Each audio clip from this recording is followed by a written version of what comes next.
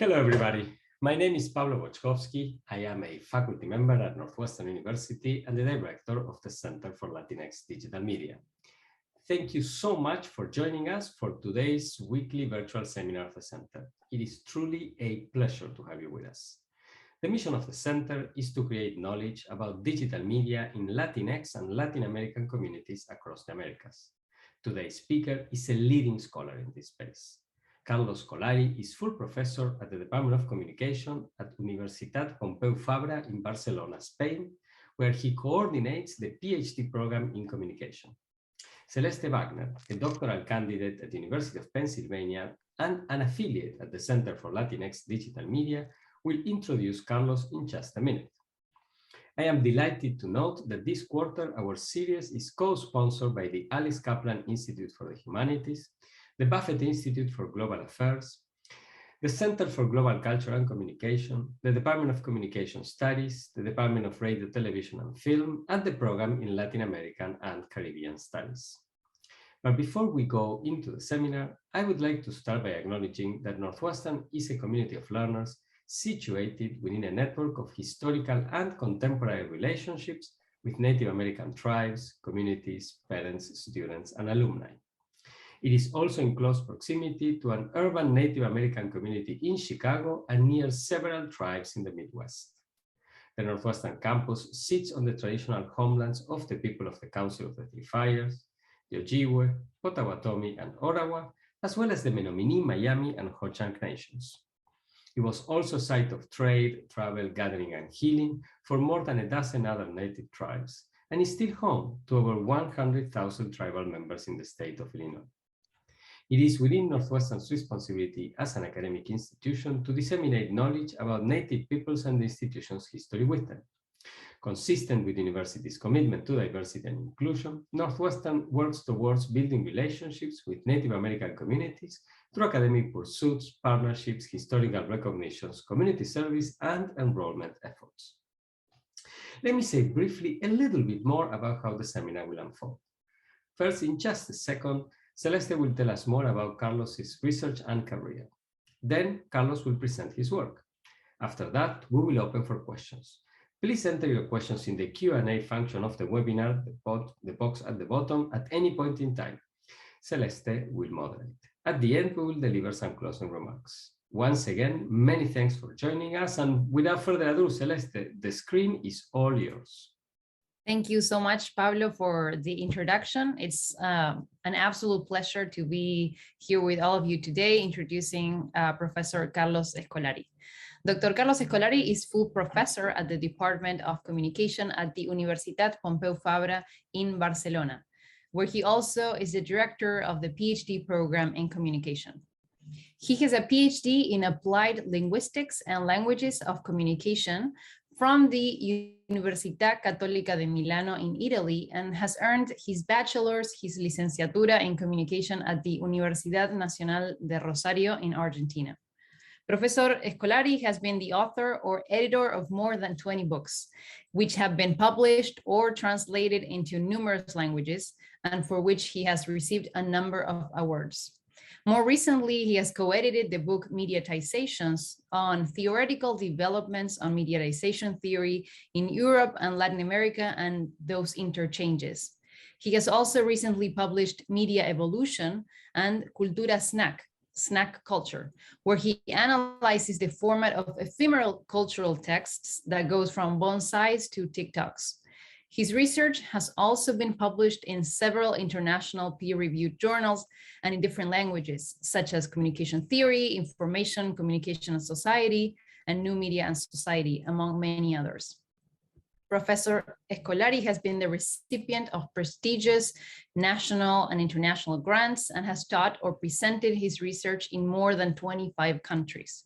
He's a leading scholar on issues of transmedia and media ecology and media, communication, and culture more broadly. His work has been cited in communication scholarship and media studies syllabi around the world. Please join me in giving the warmest welcome to Dr. Carlos Scolari to the Center for Latinx Digital Media. Thank you for the presentation and the invitation. It's a great pleasure, a honor to be part of this seminar. Well, today I'm going to talk about media evolution. I've been working in the last years in the development of a theory, more than a theory. I'm also working on the methodological front about media evolution. So in this presentation, I'm going to talk about 35, 40 minutes. I'm going just to describe where do we come from if we want to develop some kind of theoretical construction about media evolution. So I'm going to share my presentation. Okay, here we are. Okay. So I'm going to map a territory. I'm going to detect interlocutors that may be used in the construction of a theory of media evolution. About 20 years ago, I was living in Italy. I came to Barcelona in 2002. And in that moment, I was completely focused on the analysis of new media. My PhD research was about semiotics of digital interfaces. And when I arrived to Spain, I discovered, not only in Spain, I discovered old scholars of media and communication studies, old scholars analyzing the transformation of traditional media. I found many colleagues analyzing the transformation of television 20 years ago, the transformation of, for example, of radio and newspapers. And at the same time, I was analyzing the new thing. I was analyzing the new media, the new interfaces. And my perception in that moment was, well, these people, old people, traditional scholars, they were analyzing the transformation of television and radio and newspapers, but they were not taking into account the new media. And I was analyzing new media, but I was not taking into account the effects of this new media on the old media. So that was my idea about 20 years ago. I said, we need a more integrated approach because we cannot understand the transformation of a media if we only analyze that single media. So my first approach, we can say, to media ecology, to a systemic view of media, was in that moment, in the early 2000s. So I started working on that to search for the connection between the new and the old. And in that moment, I found transmedia storytelling was fantastic because when I discovered the concept, the idea, and the experience of transmedia storytelling, I say, oh, this is a beautiful research object because we have the old and the new media together. If you remember, the title of Henry Jenkins' most famous book, published in 2006 by New York University Press, Convergence Culture, the subtitle of the book was When Where Old and New Media Collide. So for me, it was more important the subtitle than the title of the book, because I was looking for that collision, but also cooperation between old and new media. So, well, I've been for about 10 years working on transmedia storytelling, but about 5 years ago, I say, okay, I conclude my transmedia research. I'm working now in transmedia, but more connected to informal learning strategies.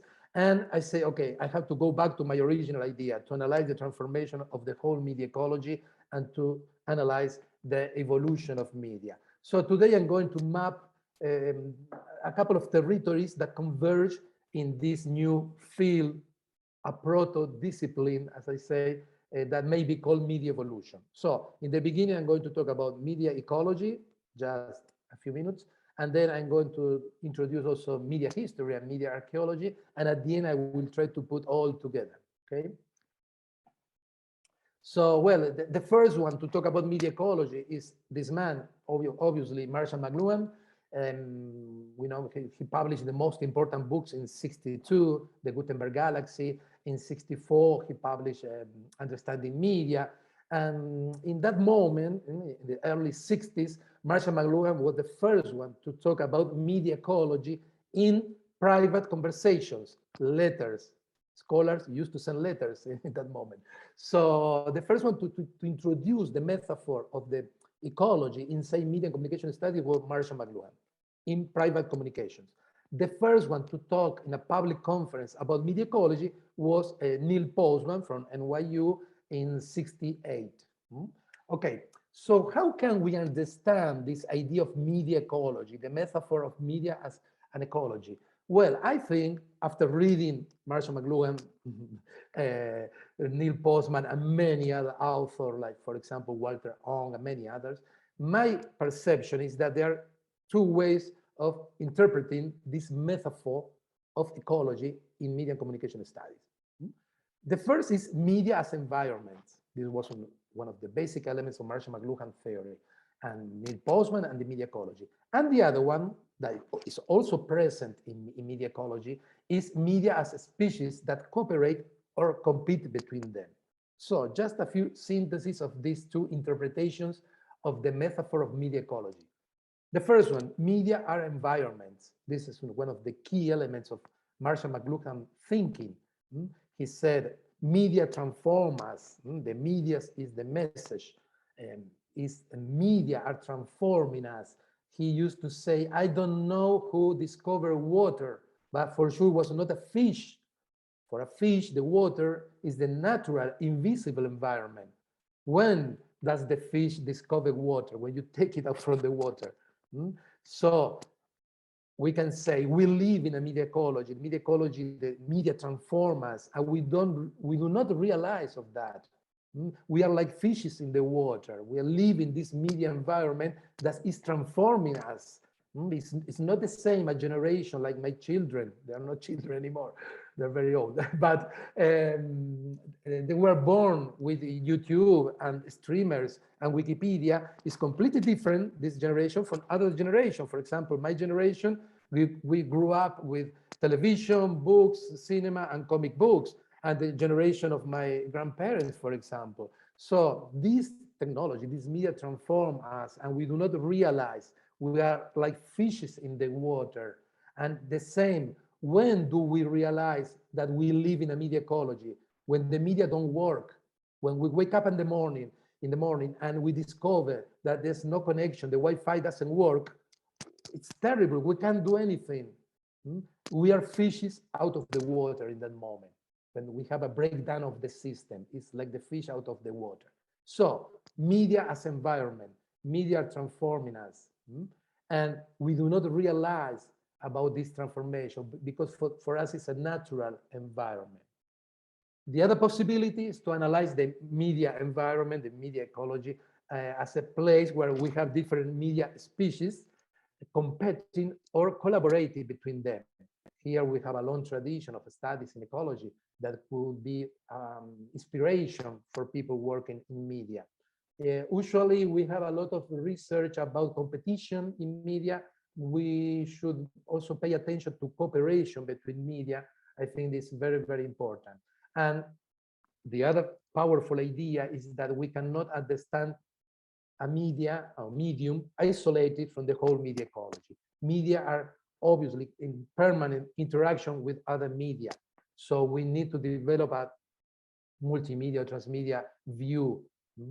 In that sense, I think this is a big contribution of media ecology. If you read Marshall McLuhan, if you read Neil Postman and many other authors, they say always the same. We cannot analyze a single medium. We have to analyze the whole relationship between this medium and the other ones. We cannot understand the transformation of television or newspaper in the last years without taking into account, for example, the evolution of web pages or the evolution of video games. Or we can see the evolution today of cinema. We cannot understand what's happening today in Hollywood if we do not analyze video games, for example. So along the long history of media, there are also beautiful examples of cooperation and co-evolution also between media. Think about the press, the telegraph, and the railroad in 19th century. Think about the dialogue between comics and cinema at the end of 19th century and early 20th century. So I think this is another strong idea that we have from media ecology that is very important if we want to analyze media change a long time. Okay, we know that Marshall McLuhan and Neil Postman they were the founding fathers of media ecology, but there's a long tradition of people that we can consider the first the pioneers, the precursors of media ecology, from all these people, very well-known people in media and communication studies and socio-technological studies, I think that Harold Innis is the most important guy from the perspective of media evolution. I'm going to go back to his contribution because they're very, very important in this case for me that I'm working in this theoretical construction. And then we have the new generations after Marshall McLuhan and Neil Postman. We have a second generation of media ecologists, people working especially from the University of Toronto, New York University, and many other places. And we can say that today we have a third generation of media ecologists, people very young working inside this conception of media and communication. And from the second generation, I found really, really useful the works of Paul Levinson, he's in Fordham University, and Bob Logan, he's an emeritus professor from the University of Toronto. In this sense, in the construction of a theory of media evolution, I consider really, really important many contributions from media ecology. We can say that many people inside media ecology in the last 50 years have been working from a media evolutionary point of view. I'm going to just to select a couple of them, but we can find traces of a media evolutionary thinking in many of them. Okay, these are the two big contributions I want to share with you. If we want to develop a theory of media evolution, I think Harold Innis is very, very important. Harold Innis was the most important referent intellectual in Canada in the first half of 20th century. He came from economics and political science, and he was analyzing ecosystems, the railroad and the telegraph, the fur market, and he arrived to the paper industry, and he arrived to media.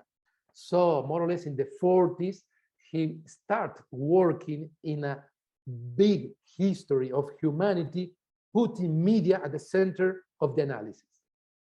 Instead of putting the fight of the social classes as an engine in the middle of the storytelling, he put media and media conflicts at the center of his approach to media history.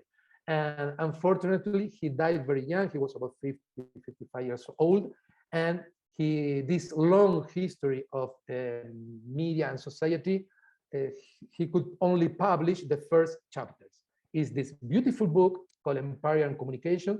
He talks about the empires like Egypt, Rome, and the early Middle Age. He stopped more or less at the end of the Roman Empire.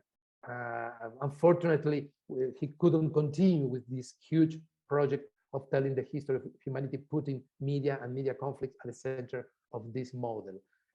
Unfortunately, Harold Innis has never been translated into Spanish. I'm talking with a couple of Spanish publishers to ask them, please translate this guy because it's very, very important. And the other one from the second generation is Paul Levinson. When I was in NYU, I get the PhD thesis. He presented this thesis in '79. The supervisor was Neil Postman, and he was the first one to talk about media evolution. So I think it was the first step, we can say, of a theory of media evolution. So we can say that this idea of media evolution starts in the middle, in the center of the media ecologist thinking. So also Bob Logan, I think it's from the second generation, Bob Logan made the most important contribution of connection between the biological and the technological realms, okay? So I think in that sense, also Bob Logan is really, really important for the construction of a theory of media evolution. So these are the main references that I take from media ecology. These are the most important, but practically in all the different people who has been working in media ecology and medium theory, Joshua Meyrovitz, you can find many elements for the construction of a theory of media evolution. And that's media ecology. Let's talk about how to understand media change, because obviously we have a specific disciplines analyzing media change. Obviously, the first one is media history. Media history as a discipline consolidated in the late 80s, 90s. Before that, we used to have beautiful history of the books, for example, histories of journalism. But this idea of media history, it took form at the end of 20th century. For example, in ICA, we have a division of communication and media history. So we have, in one sense, we have a long tradition of historical research of media and journalism, but this integrated discipline is not so old at the end. Media history has a sequential conception of media change. If you read any book, I have a couple of them here. If you read any book of media and communication history, they start with a scroll, or they start with the tables in Babylonia, and they finish with the internet. So they present a linear narrative, a storytelling, and they present these books a sequence of media. I try to read everything about media history. I love to read about media history, but I do not agree with this sequential linear conception of evolution or history of media. I'm looking for a different model, more complex model. I don't think that we can explain media history as a sequence or succession of different media technologies. And one of the critics of media history, inside media history, is that media history has been a monomedia history. We have a lot of books about history of television, history of radio, newspaper history, but we do not have the more integrated, this idea I talked before about the connection between different media. 20 years ago, James Curran, he developed a strong critics of that. He said, we have to stop writing single histories of media. We have to think in intermedia. Now I think we have a new generation of people like Gabriele Balbi, for example, in Europe, that are working in media history, but from an intermedia, multimedia, transmedia, if you prefer, conception. They're looking for the transformation of the whole thing and not the single media. And the other discipline that I love it is media archaeology. This is not so old, it's young, it's a younger discipline, it's I think a work in progress until, we have this strong tradition of historical analysis from Germany and Middle Europe. So I really enjoy reading the books of the people working in media archaeology. They have this conception, they focus on single devices, we can say media fossils, and they develop, they recreate the network of connections around a single device. In that sense, media archaeology, they say we do not like these historical narratives, this kind of linear storytelling. And the other characteristic is that they do not only move in scientific environment, they work a lot with artistic, with arts, with artists, people work in arts. So sometimes they publish a paper, but they also produce a beautiful installation. And we can perceive the influence of Michel Foucault in all this approach. You know, the idea of archaeology obviously comes from Foucault, to analyze the connections, what was happening around a specific device. Okay, so in the construction of a theory, media evolution, we can say that the main interlocutors in this moment are media history, media archaeology, and also media ecology. So I'm trying to connect things, I'm trying to connect dots in the creation of this theory of media evolution. My perception is that people has been talking, scholars have been talking about media evolution for the last 50 years or more even, if we include Harold Innis. Concepts like emergence, extinction, hegemony, competition have been inside our language for the last 50, 60, or 70 years. So my hypothesis is that the theory of media evolution already exists, but is disseminated in different contributions. So now I'm working, my next book about media evolution is like the construction of an intertextual network of people, text, who have been talking, doing research, applying maybe a little part of an evolutionary paradigm. So I'm trying to connect the dots. I've been working on that in the last 5 years, and I'm working on a book that I'm going to describe it in a few minutes. So this is more or less the network of interlocutors. How do I think media evolution? This first idea was published in an article in 2013. So I come from semiotics, linguistics. So this is Ferdinand de Saussure model, diachronic and synchronic. So I consider that media ecology could be the discipline that studies the media and communication system or ecosystem in a specific moment, in a state of the system, as de Saussure, Ferdinand de Saussure used to say. And media evolution could be the temporal analysis, the diachronic level of analysis along time.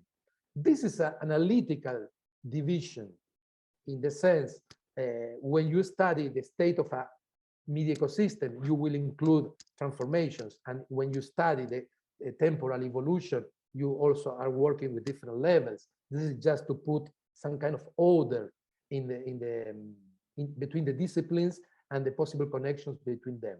I know I have many friends in media ecology. When they saw this, they say, oh no, media ecology has been talking about evolution. Yes, obviously, I do not want to cut the intervention of media ecology, but it's just to introduce some kind of order, to consolidate the theory, to go beyond the superficial sometimes use of the different metaphors and concepts. Okay, that's my main objective right now, to consolidate this discipline.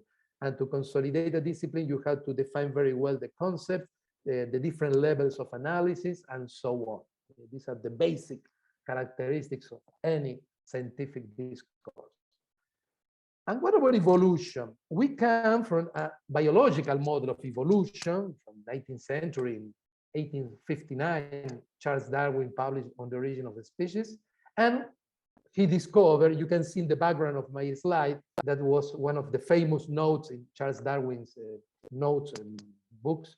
Biological evolution is like a tree. We have the different variations, the natural selection, and it's like an opening tree. That's the evolution of biological entities.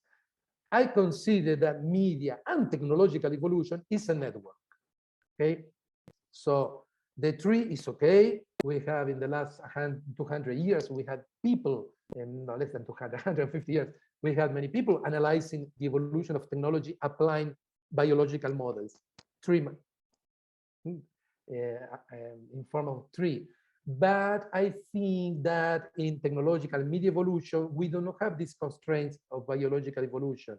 If you put a fly and a horse, you will never get a combination. But in media and technology evolution, we have any kind of combination. We do not have these limitations. However, now in biology and evolutionary theory, they are talking and they are thinking that also biological evolution may be like an entangled tree, like this beautiful book. This is the history of the transformation of the Darwinian model with the inclusion of possible, real, horizontal transferring of genes. For example, Lynn Margulis talked about this in the 60s, about the possibilities of change, of genetical exchange in a very basic level. The rest of the community say this woman is crazy, but now she was not crazy. And now the latest research is confirming the possibility also of exchanging genetic material between different species. So maybe in the future, also biological evolution will be like a network. So how I imagine media and also technological evolution is more like this. It's not a sequence of media as media history tell us. I try to represent this in a 3D map, we can say, where we have different media in different moments of their life cycle. And these medias are not alone, are not isolated, they're connected. There are different levels of connections and relationships between them. So it's a complex system and it's evolving. And as a complex system, it's impossible to say how will be the configuration of this system in the future.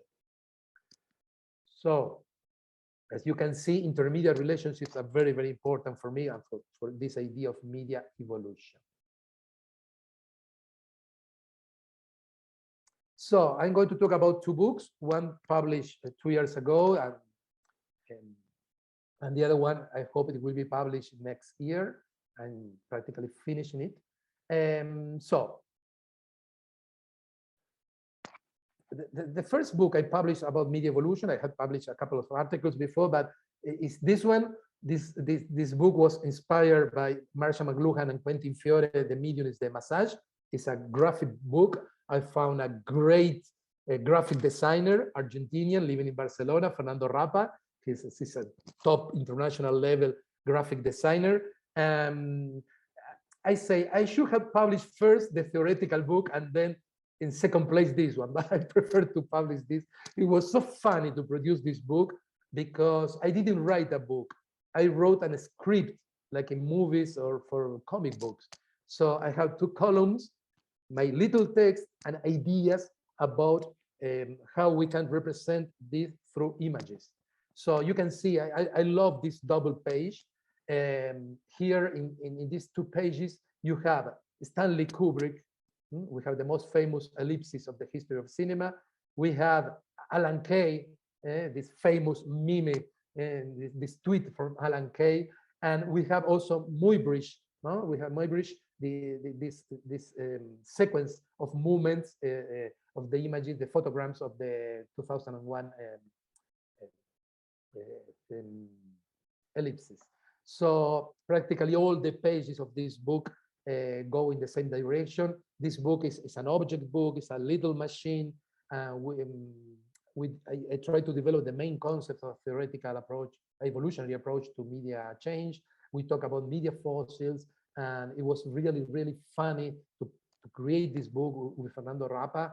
And I think that people, when they read the book, they perceive that there was something funny and very open. It's like a little textual machine, this book.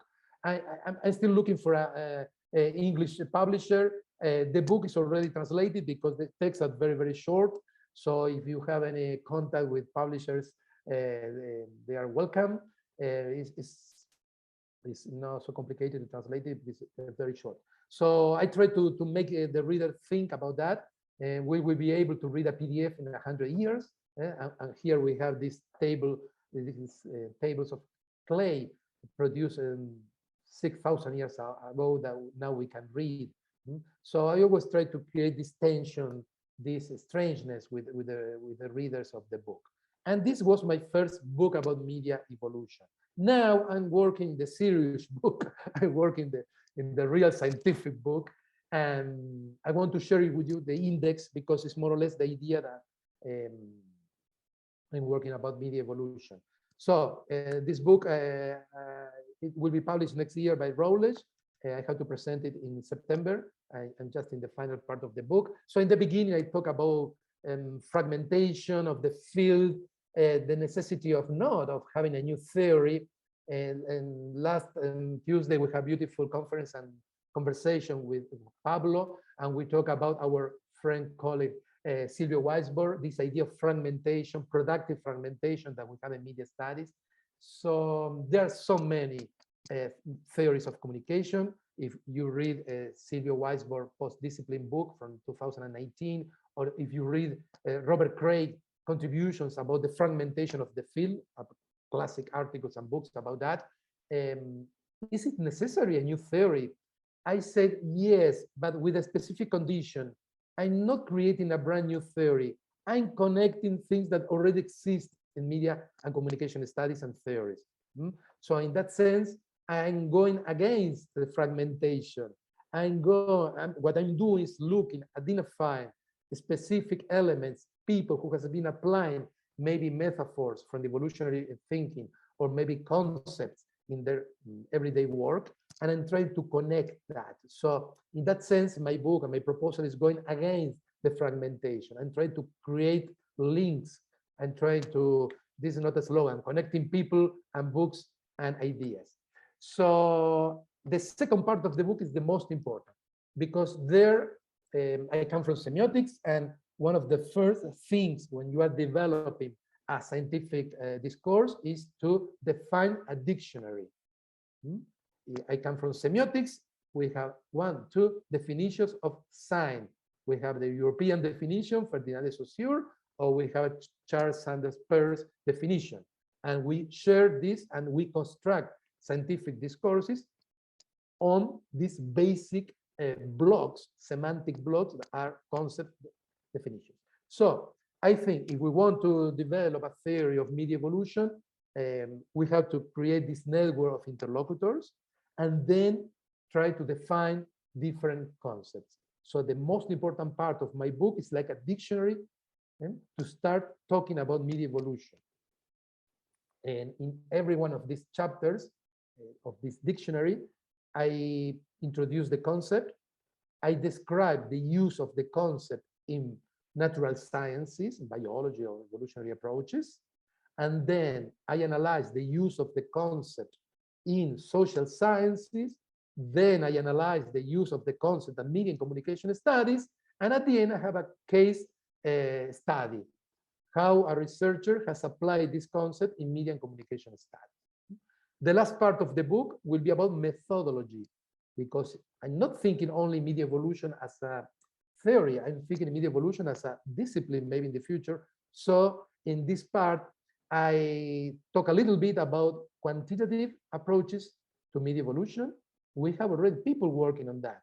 For example, Lev Manovich, cultural analytics, when he analyzed the evolution of painting or photography or stuff like that, he's working with evolutionary patterns or paradigms. So in quantitative research, also think about distant reading. This lab in the Stanford University, they develop a quantitative approach to the evolution of text and literature. So we have strong experiences of quantitative analysis of media change, we can say. And on the other side, also qualitative research. In that sense, I think, for example, well, Pablo, you know that very well, socio-technological approaches.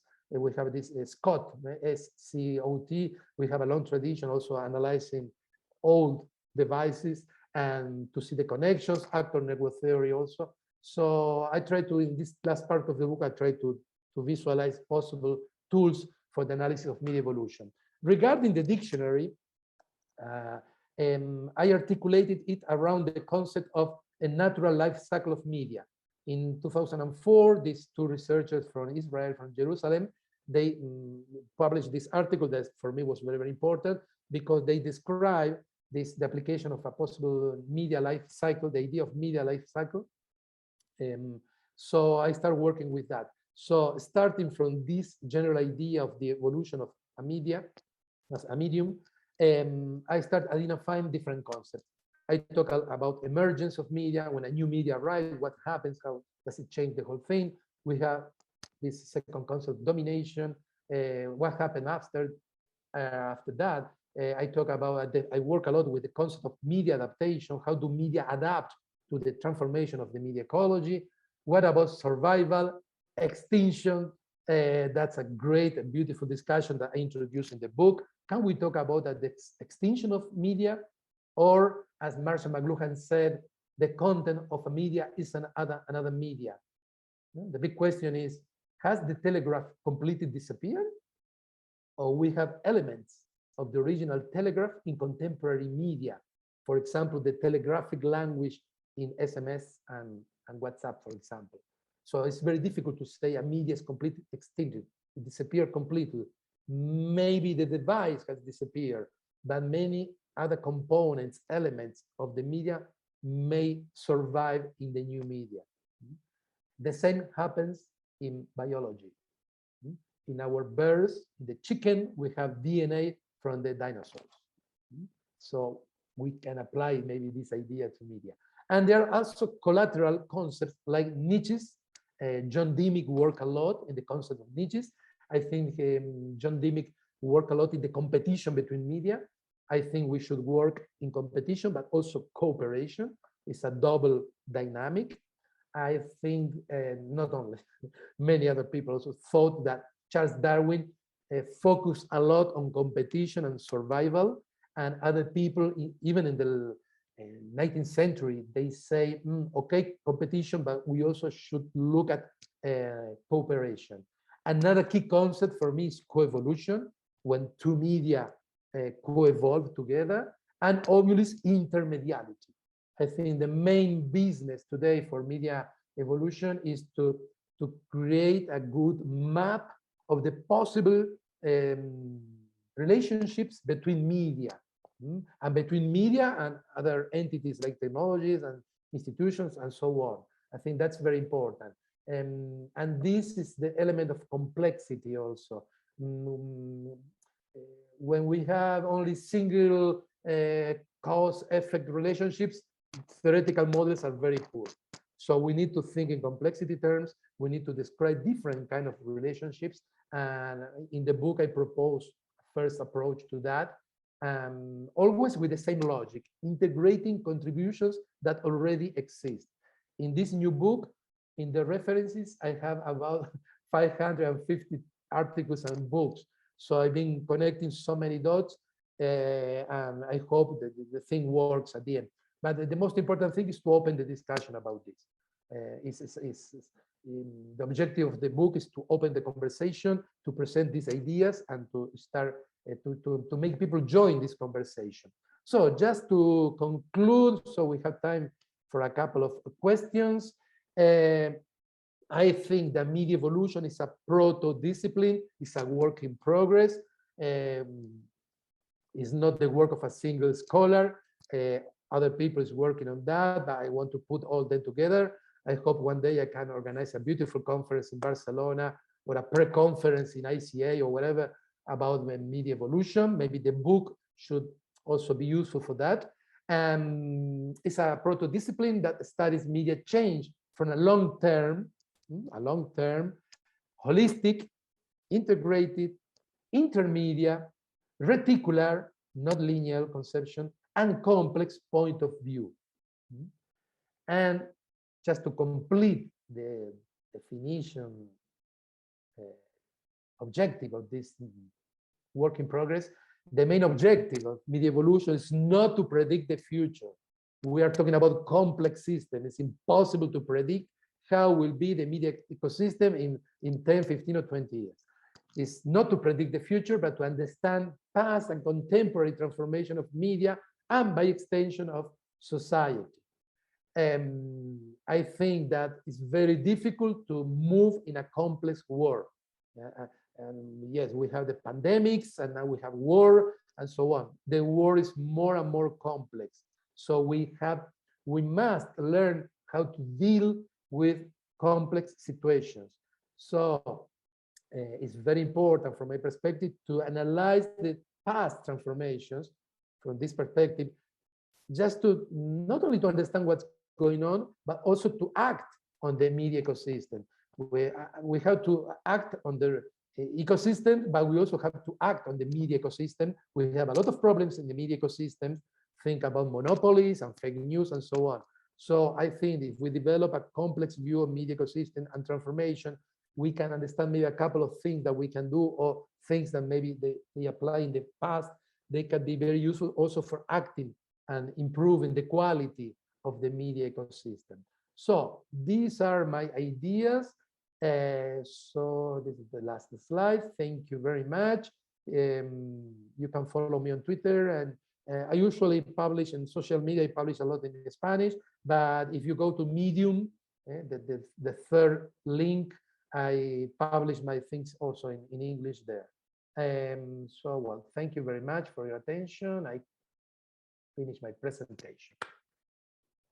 Thank you so much, Professor Scolari. That was really enlightening and a fabulous presentation on your work over the years, on what you're working now. This is a very interesting concept, and if our audience doesn't mind, I will start by taking the privilege of being the moderator to start by asking you a question. So I'm thinking about so this concept, how you define it, of media evolution, and I would like to ask you something that requires first to think about a difference between what we can call media or objects, or sometimes some scholars call it infrastructure, technology, however we want to call it, but let's say media, versus the practices, the interpretations, what from more anthropological mediatization perspective we could call recognition, like drawing from Beron. if we divide those two things, do you think that from a media evolution perspective, what can become extinct or transform are the media, but maybe what happens with practices? Do practices also become extinct, or they are always present? Should we just transform the objects that we use to always embrace similar practices? Thank you for the question. No, I include practices, and I prefer not to talk about extinction, because what we discover is that many things that think about the vinyl disc 10 years ago, 15 years ago, we say, no, this is part of the past, and now people is buying again and listening to vinyl disc. Think about practices. For example, browsing. Browsing, this gesture has 2,000 years old.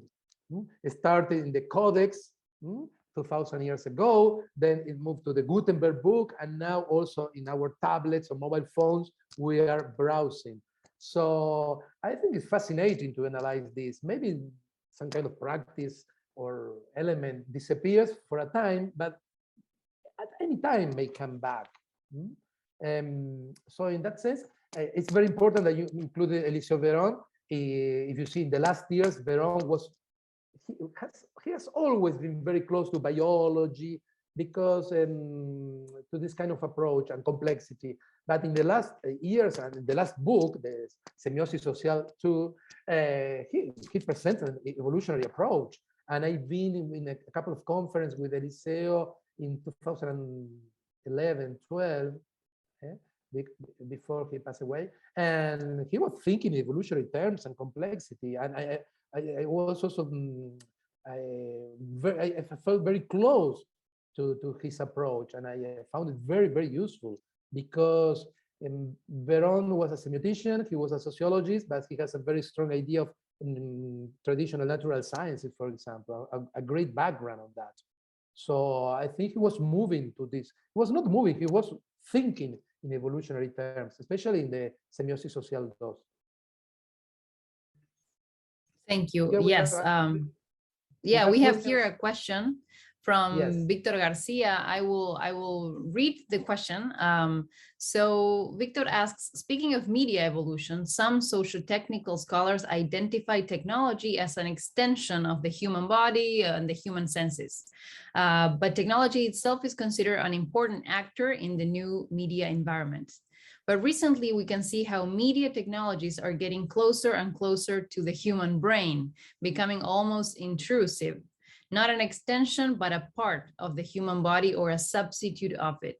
Should we interpret this intrusion as the beginning of societies where there would be no distinction between humans and technology? Yeah, we have the original idea of Marshall McLuhan. Media are extensions of a human. For example, the mouse is an extension of my hand, and my car is an extension of my feet, and so on. This idea that prosthesis also, the extension. And now we have people like, I think the first one that introduced this idea is Bob Logan, once again. And he said, why not thinking that we are now the extension of technology? So I think I love Marshall McLuhan. I respect him a lot, but I found very powerful his idea of extension. But I think this is just one possible relationship. So to think that technology or media are extension of human body and consciousness, or to think that we are extension of technology, if we only think in one of these relationships, it's not enough. I think more in dialectic terms. We are extension, we have always been also extension of the technologies. So I think we should include both relationships in our analysis. So when I talk about intermediality, I think about mapping cooperation and competition, extension in one sense and in the other one.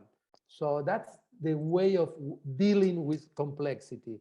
If we only reduce everything to one single relationship, it doesn't work. You will always, and more, especially media ecology, and I talk about that in the book, the idea of, oh, you are a technological determinist. Oh, wow, let's stop that. Obviously, Marshall McLuhan, if you take some sentences or tweets is a determinist. Obviously, the medium is the message. Obviously, it sounds a lot of determinist. If you read the rest of the book, you will discover that the thinking was more complex. So, but I think the idea of working with the intermediate relationships and the idea to think in ecological terms is to go beyond this stupid old discussion about determinism. Is to think when you think in complexity terms, you forget about determinism. Yeah. Thank you so much for that response. And I will read another question, very interesting question from Victor Garcia, who asks, analyzing Postman's contribution to the media ecology, author Niels Stevens said that media scholars should evolve from the ecology metaphor to investigate the interactions among humans, culture, and technologies. It seems that moving beyond the metaphor is a necessary step to understanding the connections between societies and technologies.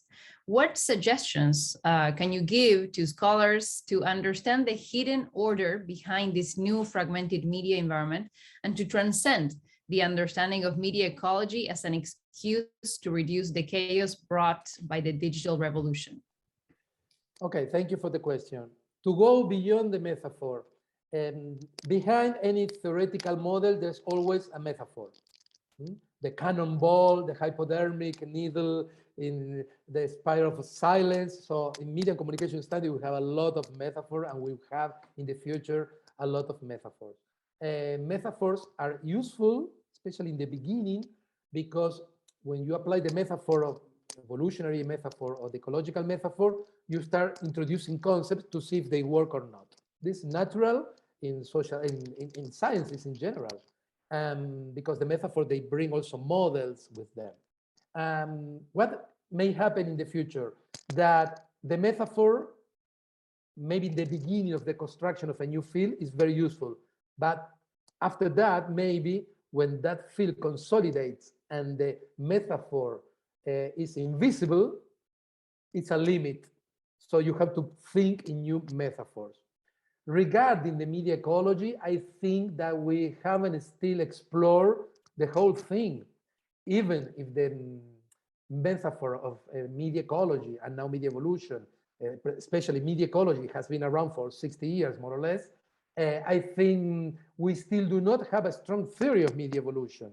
And this is a discussion that I have with many colleagues that work in media ecology, because they didn't work, from my point of view, they didn't work a lot in the consolidation of the theory. This kind of work that I'm doing with the different concepts. Sometimes they prefer to say, oh, media ecology is a field of inquiry, it's not a discipline. I would like to be a discipline, media ecology as a discipline. So I think that we still have the metaphor of the ecological metaphor and the evolutionary metaphor. I think they're still very useful. Maybe in 20 years we say, no, this model is very old, we should change the metaphor. But I think we still have a lot to do inside this metaphor. And I published a book, an article in Communication Theory in 2012 about media ecology and going beyond the metaphor. So I think it's a work in progress also, that we still have a lot to do to work on that. In that sense, I recommend to read Bob Logan's contributions, because he has been working a lot with complexity theory. He has also worked with people with the Santa Fe Institute, Stuart Kaufman, and also with people working in biology. So I think that there are many connections that still we should explore more deeper. Thank you so much. There's another question from the audience that asks, what is the role of the notion of mediatization in your theory of media evolution, if it has any place at all? Yes. I didn't, as you said before, I published this book with my friend Mon Rodriguez and Jose Luis Fernandez. It's a collective book about mediatization theories. I didn't want to write a lot about mediatization inside the book of media evolution, but I talk about mediatization. There's a strong connection between media ecology and mediatization theories, especially the European mediatization theories. The German School and Nick Calder and so on. Why? Because Marshall McLuhan talked about environment and how environments transform single individuals. And mediatization theory, they say media transforming institutions. It's like an environment, so sport, religion, politics, education are being transformed by media. So the connection is very strong with media ecology and specifically with medium theory, with Joshua Meyrowicz's approaches. So it's not so strange to find in the references of the text written by Krotz or Andreas Hepp to find Meyrowicz inside the references. So I think the connection exists. And also with Eliseo Verón. If you remember in University of Buenos Aires environment, the model of Verón, the three circles, that's individual, media, and institutions. That's mediatization from the Latin American point of view, but it's also media ecology. So I think it's good. This connection is an important interlocutor for media ecology and also for media evolution. Because we can imagine the analysis of the mediatization a long time. We can imagine a PhD research about mediatization of sports in the USA or the basketball in the USA in 20th century. So we can imagine this diachronic dimension in the analysis of mediatization. Excellent. Thank you so much. Now I would like to give the screen to Facundo, who has a question as well. Sorry, Pablo or Celeste, could you please give me the co-host thing, because I don't have the opportunity to share my video. Now you do, Facundo. Thank you. So thank you very much, Professor Scolari. This was like a real masterclass on theories of communication, and it's great having you today with us. My question could be very silly. It's how do you, if you can clarify, how do you understand media within your theory? Because now we have I think it will be maybe 20 years ago was much more easy to understand media or medium, but now we have technologies, platforms, social networks, we have wearables technology, we have artificial intelligence. So how do you conceptualize medium or media in your theory? And sort of related to this, what drives change in this sort of ecology, or in this evolution of media? What are the main drivers for change? Thank you. Okay, regarding media, is one of the first concepts that I define in the book. We have very, very short focused definition of media, like mass media, and we have broad definitions of media. For example, for Marshall McLuhan, media is like technology. Everything is a media. This bottle is a media for Marshall McLuhan. It's a broad conception of media. In the book, I didn't want to think anew. It was not necessary. I adopted the traditional definition by Eliseo Verón and many other people like Lisa Gittelman. Media is a technology plus practices. And I would say, and also a code, a semiotics between that regulates the exchange. That's the basic definition. Obviously, you can open that and say platforms or Facebook is a media. Yes, from the point of view of Marshall McLuhan, Facebook is a medium. If we close a little bit the proposal, they say, okay, Facebook is a platform, media is a different thing because maybe you have professional content and so on. But I prefer to be flexible on kind of that. I also work in, I didn't talk about interfaces, but this idea of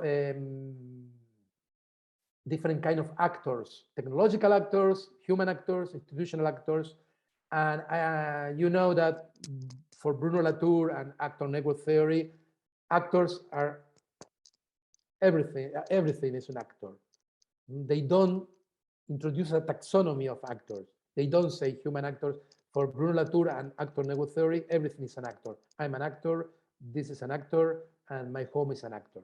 And I think that maybe we are going there because, for example, if I say, okay, we have a human actor, but now in media interfaces, we have artificial intelligence and more human in the future. Is that a human actor? Is a technological actor? So I think at the end we will finish like Bruno Latour talking about actors in general.